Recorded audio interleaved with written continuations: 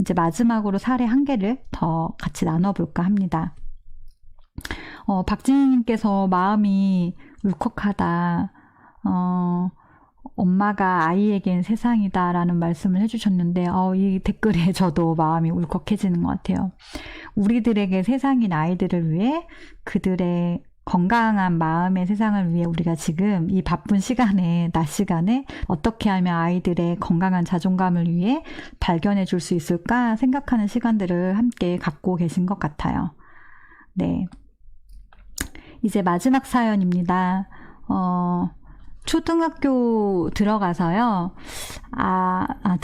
초등학교 들어가기 전에 어린이집에서 아이가 친구들하고 어울리기를 잘 못해서 이사까지 가셨는데 코로나 때문에 지금은 한 주에 한 번 정도만 학교를 가니까 괜찮은 듯 하는데도 친구들 사귀는 부분이 여전히 어려워합니다.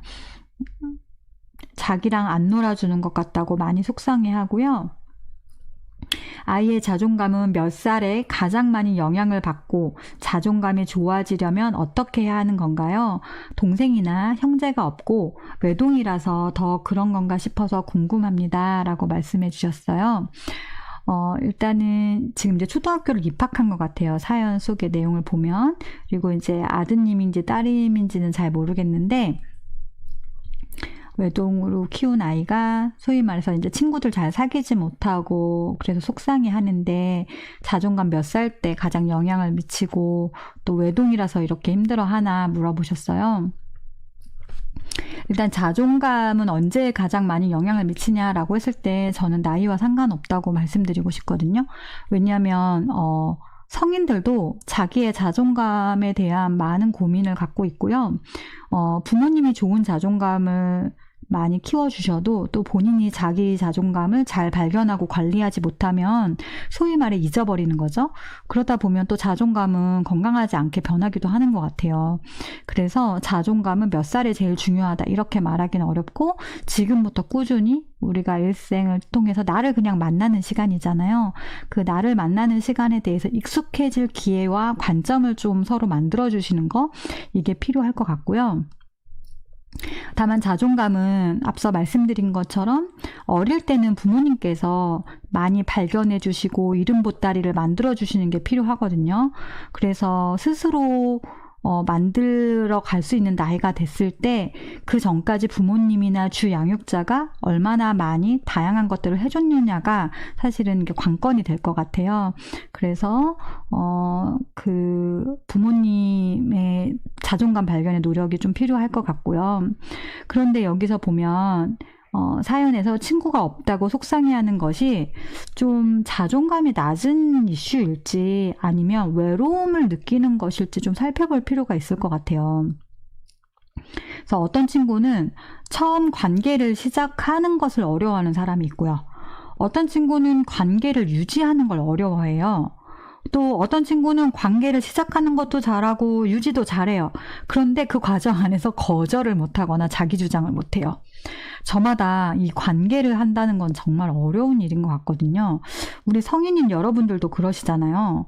그래서 사실 이 아이가 지금 친구를 잘 어울리지 못한다라는 한 줄로 어떠한 대인관계에 어려움이 있는지를 제가 정확하게 파악하기는 좀 어려움이 있지만 그래도 한번 생각해 보시면 좋겠는 게 관계를 잘 못하는 어려움의 이유가 무엇인지 우리가 한번 좀 생각해 보실 수 있게 물어보시는 게 필요할 것 같아요. 아까 위에서 말씀드렸던 제가 뭐 관계를 처음 시작하는 게 어려운지 관계를 유지하는 게 어려운지 아니면 다 괜찮은데 거절이나 주장을 못하는지 이런 게 아니고요. 나한테만 집중하고 내가 하고 싶은 대로만 하고 싶은데 아이들이 나한테 집중 안 해서 재미없어, 짜증나, 싫어 이런 마음인지는 좀 살펴보셔야 하거든요. 그래서 안 놀아준다는 표현 안에서 이제 아이들이 자기를 제외하는 건지 아니면 내가 주인공이 되고 싶은데 나 중심으로 놀이가 안 돼서 힘들다는 건지를 조금 더 먼저 구체적으로 알아보시고 살펴보시는 걸 추천드리고 싶고요. 그 다음에 아이를 조금은 더 어린 친구들과 어울릴 기회를 주시면 좋겠어요. 그러니까 만약에 좀 주눅들거나 관계에서 좀 긴장이 많은 아이들이 대인관계 놀이를 할 때 제일 좋은 방법은 자기보다 2-3살 어린 그러면서도 좀 나이가 이제 낮은 아이들, 동생들과 놀게 해주시면 좋거든요. 그래서 거기 안에서 조금 더 자기가 주도하고 또 동생들을 챙겨줄 수 있는 상황으로 만들어주시면 아마도 이제 그 관계의 긴장성이 훨씬 유연해질 거고요. 거기서도 또 우리가 기억해 주셔야 될 건 아이가 빠르게 친해지지 않는 것에 대해서 당연히 저 친구랑 나랑 친해지려면 10번쯤 만나야지 이런 식의 약간 시간들을 좀 더 구체화시켜 주시면 좋겠어요. 뭐 아이들이 가끔 이러잖아요. 어디 여행 간다고 하면 엄마 몇 밤 자면 가요? 그럼 3밤 남았어, 2밤 남았어 이렇게 얘기를 하죠. 똑같이 뭔가 어디까지 도달하려고 할 때 자기의 변화가 빨리빨리 안 되거나 이러면 빨리 불안해지거나 염려가 돼요. 이럴 때 제일 좋은 거는 구체적인 가이드를 주면서 내가 아직은 2번밖에 안 만나서 어려운 게 맞구나. 낯설어서 힘든 거구나. 이런 것들을 좀 기억할 수 있게 해주시는 거. 네, 이런 것들이 조금은 우리에게 필요할 것 같습니다.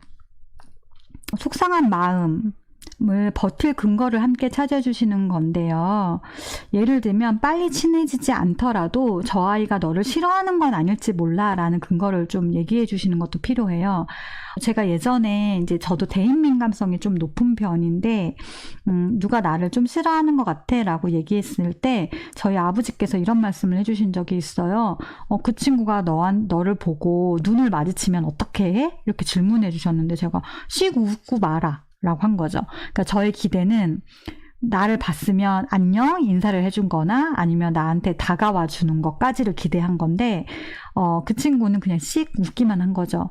이런 식의 어떤 생각도 하고 있었는데 아버지께서 네가 반가웠나 보다. 그래서 그렇게 웃었나 봐 라는 말씀을 또 이름을 잘 붙여주시니까 순간 제가 직접 와서 말 걸거나 본인들이 노는 놀이에 나를 껴주지 않아도 나를 반가워하는 걸 수도 있었겠구나. 나를 싫어하는 게 아닐 수도 있겠네? 라는 걸 좀 알게 됐어요. 그러니까 이런 식의 아이가 생각할 때 아이들이 상대가 나를 싫어하는 거 아니야 라고 긴장하지 않게 무엇을 바라보면서 저 행동과 모습은 때로는 나에게 그 친구도 기다리는 걸지 몰라. 조금은 환영해 주는 걸지 몰라 라는 거를 캐치할 수 있는 포인트를 같이 찾아주시는 거 이런 것들이 필요할 것 같아요.